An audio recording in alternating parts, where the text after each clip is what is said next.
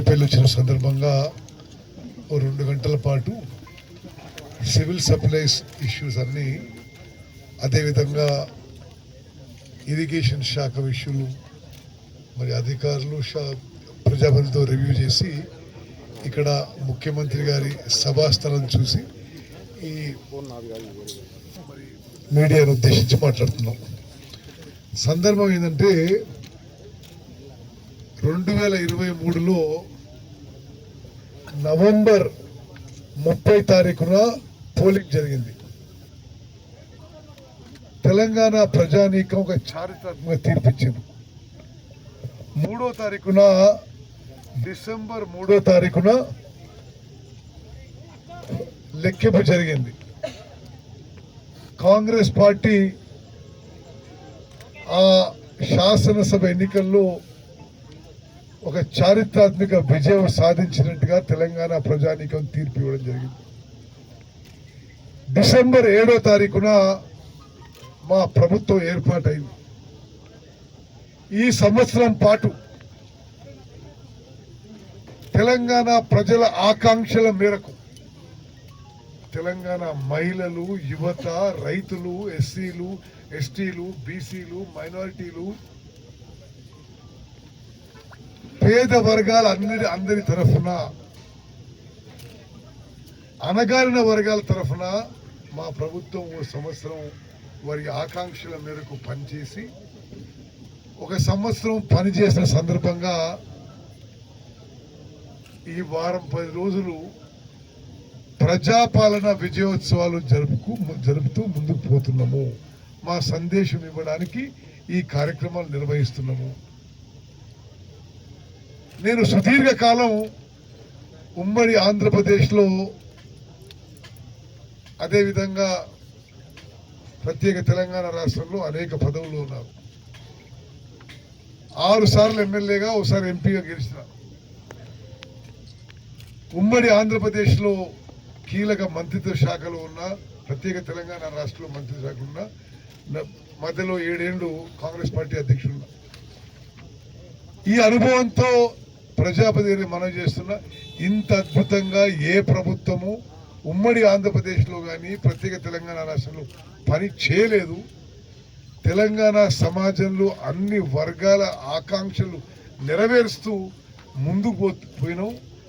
ఆ పోయిన సందర్భంగా, ఒక సంవత్సరం పూర్తయిన సందర్భంగా ఈ విజయోత్సవ కార్యక్రమాలు మేము చేస్తున్నాం. మరి యువత విషయానికి వస్తే, గత 10 ఏళ్లుగా గత బీఆర్ఎస్ ప్రభుత్వం హయాంలో నిరుద్యోగ సమస్యని పూర్తిగా నిర్లక్ష్యం చేసిండ్రు. ఏ కారణంగానైతే నిరుద్యోగ యువత తెలంగాణ రాష్ట్రం కోసం పోరాడినరు, ఆ అసలు కారణం గత పాలకులు బీఆర్ఎస్ ప్రభుత్వంలో పెద్ద మనుషులు పూర్తిగా మర్చిపోయి 10 ఏళ్ల పాటు ప్రభుత్వంలో ఉన్న ఖాళీల వరకు కూడా నింపలేకపోయినరు. మేము అధికారంలో వచ్చిన 10 నెలల్లోనే, 10 నెలల లోపే 50,000 నియామకాలు, 50,000 దాటి నియామకాలు చేసిన మాట ఇది అక్షర సత్యం. మరి పెద్దపల్లిలో 4వ తారీఖున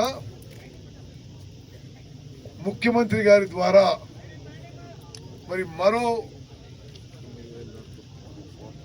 9,000 పోస్టులకి, 9,000 పోస్టుల నియామకాలకి నియామక పత్రాలు ఇవ్వబోతున్నాము. వేగవంతంగా తెలంగాణ యువత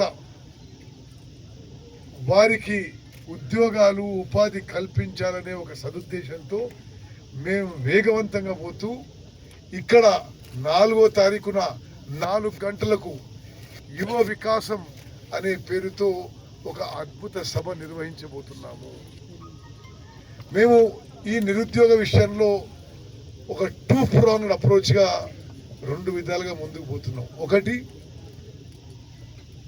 గవర్నమెంట్లో ఎన్ని వేకెన్సీస్, గవర్నమెంట్ అన్ని శాఖల్లో, పబ్లిక్ సెక్టర్లో, పోలీసుల్లో, టీచర్స్లో, గ్రూప్ 1 నుంచి గ్రూప్ 4 వరకు అన్ని వేకెన్సీస్ నింపడానికి వేగంగా ముందుకు పోతున్న విషయం తెలంగాణ యువత మొత్తం కూడా గమనిస్తుందని చెప్పి నేను మనం చేస్తున్నాను. అదేవిధంగా గౌరవ ముఖ్యమంత్రి రేవంత్ రెడ్డి గారు, గౌరవ IT and industries minister Sridhar Babu గారి ఆధ్వర్యంలో 10,000 కోట్లలో తెలంగాణ రాష్ట్రానికి పెట్టుబడులు వస్తున్న విషయం కూడా మీరు గమనించాలి.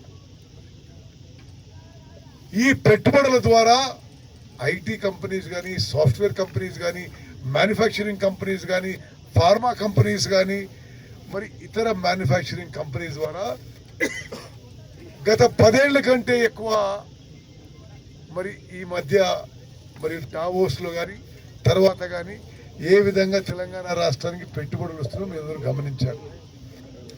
ఓర్వలేఖనో ఏడు మోహంతో ఎవరన్నా విమర్శిస్తుండొచ్చు, కానీ గ్రౌండ్ మీద తెలంగాణ రాష్ట్రంలో ప్రత్యేకంగా హైదరాబాద్ నగరంలో ఎక్కువ పెట్టుబడులు వచ్చిన మాట కూడా వాస్తవం. ఇది ఎందుకు నేను హైలైట్ చేస్తున్నానంటే ఇది కూడా తెలంగాణ నిరుద్యోగ యువతకి ఉద్యోగాలు కల్పించే ప్రయత్నంలో భాగము.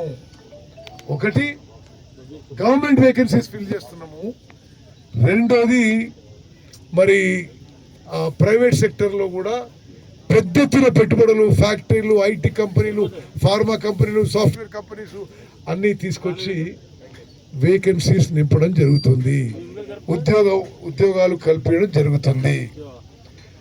అదేవిధంగా ఈ 1 సంవత్సరం పూర్తి